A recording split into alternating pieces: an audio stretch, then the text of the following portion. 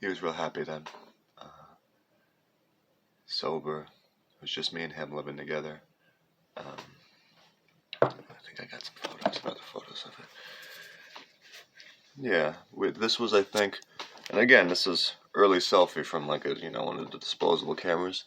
So there he is in profile. Oh, I lost that jacket a while ago. I think it was a dead man's jacket before that. Oh, there's the fucking, both of our childhood backyards, by the way. 73 William Street, East Hartford. This shed had some fucking, who knows what was really in that shed. This is the basketball hoop. I never really took a hand at it, but my father would practice on this from a wee child. So he got so good, that and going to Hartford and playing against, people in the North End. And there was the Ford Escort, his favorite fucking car. I'm telling you, that car was fucking, I think it was like 86 Ford Escort. The shit was built. A tree had fallen. This was a little upside down. This was front house where we lived. Looks a lot better now. I'm gonna visit it later probably.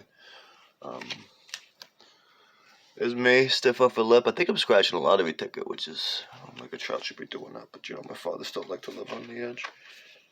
And here's him taking one of me. We were in a car wash. I used to love car washes. Remember how cool car washes were? I used to think it was like this monster from Godzilla. It wasn't Mothra, but it was like Mothra-like, who had like these wings that had little floppy things that always reminded me of the car wash, Yeah, I am being coy. Then I took one of the old men. And you can't make it out too well. But there he is fucking licking the window, pretending like he's licking the soapy ass water, being a goof. Licking the dirty ass fucking window, having a fun time with his son. Fucking being all fucking, living the dream, as we used to say. I still say it to this day, sometimes with a sense of irony. I used to, both when I was working in restaurants and when I was working, both me and my father, he picked up at the Coca-Cola factory. So I would do it as well. And they said that at the Coca-Cola factory when like shit was falling apart, like ironically. But I would say it, meaning it. So what I used to do is every time I show up at work, I'd make sure, and this would be a running joke, and usually it would be the same person, sometimes it would be different people, but I'd make sure to find the most miserable person there, in that room, for that shift, and look at them, and fully smile, and just say, either, living the dream, or, I shit you not, when I worked at fucking the Bears Barbecue Smokehouse, I would say, another day in paradise. Came this close to getting that as a t-shirt, but then the management didn't realize that I was saying that because like it was Paradise Lost. But that's not the point. I'm gonna a couple months back I started filming these sort of long form, like 5 parts, but really when you combined like the prologue part and epilogue part and then like a credit sing along, it'd be like 7? Wait, no, 8. Never been good at math. Like 8 part vignettes, like almost like 2-hour little things.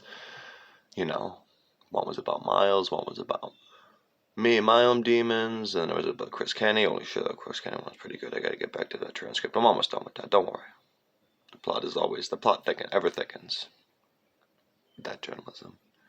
Then I did one about, I don't know, fucking, Then I did one about my father. I did one about my father because I knew my father potentially was dying. And if not, was going to die in the hospital. I wasn't going to get a chance to see him. That maybe he was going to, But still, I didn't know. That's to remind everybody, I had no fucking clue in my head. I'm like, oh, maybe he's just in a really long rehab program, lying to myself until like it got past the 30, 45 day per mark. And I'm like, hey, he can't afford no rehab. It goes this long. So with the cancer suspicions I got from the letters that came addressed to our name, but my mother again didn't let me know. She didn't want me to know. I didn't get to write or see or have any part in my father's obituary. My half-sister, who claimed to hate him, helped to write it. Very first words are left behind his beloved wife, Anne. He hated Anne. I couldn't find a single picture he saved of her except for one, which I'll show later, which is her just fucking fucked up. And then in the back he wrote, I think it was him. Could have even been her. That would have been insane, but I think it was him writing, like, get the hell out of here, because I think he knew he found her fucking drugs or some shit and knew she was fucking still using. But I'll tell you what I did find. Let's revisit. Good old Sandy. Which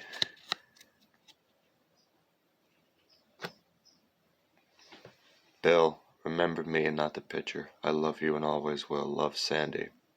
So listen, I think Sandy is probably pretty much who my father wanted to be the beneficiary of his money. So, am I bitter because I'm not going to probably see a single goddamn dime, and my fucking lying, conniving mother, who my father hated, is going to probably just steal all of his money yet again, and intentionally leave me out of it out of some weird spite because I know she's a drug addict? Yeah, I'm pretty bitter about that. And my father saw it coming. He tried to warn me, and I knew. So I braced for it. But here's the deal. My father, again, to repeat something I brought up before, the thing he always wanted for me, and he would instill this in me at a young age, was that it was about being happy. He wanted me to be happy because he knew what it was like to be depressed. He knew what it was like to be sad and miserable and alone and feel like you had no one who loved you. Most of his romantic relationships after high school were always codependent, drug enabled. And then he got caught up with my mother in a bad way early on. And he could have had a way out. She was going to get an abortion. She went to him and she said, Bill, I think he went by Bill then, I don't know. Billy. She'd already had it again. My sister at that point was 6 or 7 with this asshole Doug Croft. They never were hitched. He was just a piece of shit. And my father was helping to take care of even fucking my sister at the time. Later on, he wouldn't be that good of a fucking stepdad, but at that time, he was a fucking stepdad. And she said, hey, when he, again, they were probably, 2 attractive people. Don't make me think about it too much, but so they probably had no intention of maybe even being in a serious relationship, but she got pregnant. And again, because she could barely handle the one kid she had with her lifestyle. And maybe she was gaming my father at that point. She probably was gaming him for his money again and his work ethic and his inevitable inheritance from his mother who would die from lung cancer. Betty. I always confuse it with her sister Peggy. Betty Martha. I never died a couple years before I was born. I never got a chance. Again, my father didn't want to remember because it was probably somebody who loved him unconditionally, and he didn't need to see that when he was hating himself and in a shame spiral, married to a woman who hated him and who he hated. So yeah, this is the prologue to a 5-part.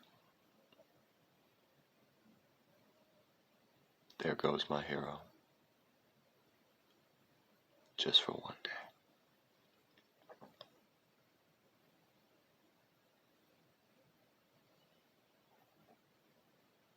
He could have walked away. She was going to get an abortion. She wanted an abortion. She wanted to get rid of me. And she probably knew she also couldn't stop using. Makes all the sense now. Even based on where they met. Fucking Pappy's. Pappy's is still a fucking dope pipeline. Jesus Christ. If they were bike by it, I'd be like, holy fucking shit. Those are bars. East Hartford.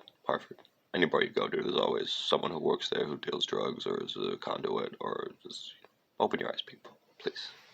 Don't make me deconstruct the entire fucking food service world for the fucking human trafficking, fucking exploitation, fucking drugged out nightmare it is. Because that's what it is. That's what it's built on.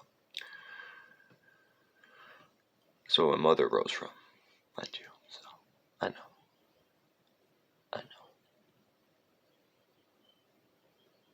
So my father could have, again, and he had dreams still. He still probably thought, I can make it to the NBA. I can make it. Billy. But, his dumbass probably fell in love and probably was like, I could have a child. A son? My name? Maybe he can make it to the NBA. You never know what he thought at the time. He talked her out of it. He talked her out of the abortion. And again, is that a man's place to? No. They can state their opinion. They can be upset by the loss of a potential child, but they can't force a woman's choice in that. And my father didn't really force it. He just has a silver tongue, so then maybe at that point he said, I'll marry you. They got married. Soon. Very soon. The overlap is weird. Like, I was in the womb during their honeymoon, so. Was it a shotgun wedding? Maybe like a Kurt Cobain, Courtney Love kind of shotgun. Bleak. But the thing that I need to do right now, and again, my father used to say this, and I used to say this, and Walter White quotes this in Breaking Bad, so I really am going to say this. It's all about me. But this is going to be all about me and him, though. Me and him. Not about me. And, of course, my mother will be a phantom who will always come up in this, which is unfortunate. But the grieving process is hard enough, and she's making it irrecoverably more difficult. But things are looking up. And again, my father, the most that he wanted from me was to be happy. So I'm going to. I mean, sometimes with the heights of joy comes the crashes of despair, but that's the human condition, Sisyphus.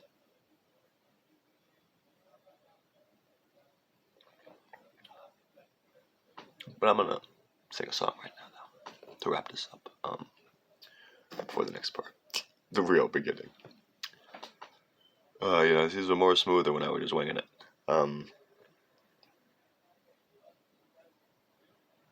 So I brought up Steve Earle and his son, John Thomas, Earle Downs. Steve Earle's a recovering heroin addict. That's why he was in The Wire. He sang Way Down in the Hole. That's why, remember he was Bubbles' like sponsor more or less. Steve Earle. Steve Earle's a great country fucking western singer.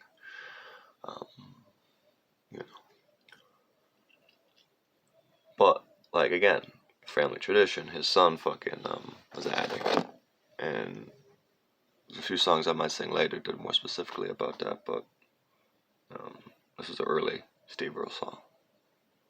I believe from the '95 album, Hometown Blues. I wish I'd never come back home. It don't feel right since I've been grown. I can't find any of my old friends hanging round. Won't nothing bring you down like your hometown. I spent some time in New Orleans. I had to live on rice and beans. I hitched through Texas when the sun was beating down. Won't nothing bring you down like your hometown. Home is where the heart is, ain't that what they always say? My heart lies in broken pieces, scattered along the way. So don't think about me when I'm gone. I don't mind traveling alone. You are the sweetest little thing I ever found. Won't nothing bring you down like your hometown. Home is where the heart is, ain't that what they always say? My heart lies in broken pieces, scattered along the way. So don't think about me when I'm gone. I don't mind traveling alone. You are the sweetest little thing that I ever found. Won't nothing bring you down like your hometown. Sugar, won't nothing bring you down like your hometown.